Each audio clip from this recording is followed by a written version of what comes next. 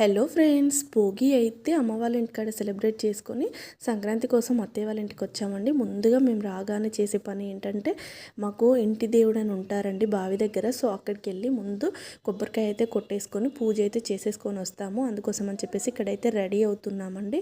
Morning evening వచ్చాము. So ఈవినింగే వెళ్తున్నాము. మా బాబు చూసారా, ఇక్కడ మేకలు అవి ఉంటాయి కదా, వాటిని అయితే చూస్తున్నాడు. వీళ్ళకి కొంచెం ఇవన్నీ స్పెషల్గా బాగా అనిపిస్తున్నాయి అన్నట్టు. సో ఈ గ్రీనరీ, చల్లని వాతావరణం చాలా బాగుందండి. సో మా బాబు తీక్షణంగా అన్ని పరిశీలించి చూస్తాడు. ఇదే అండి మా ఇంటి దేవుడు.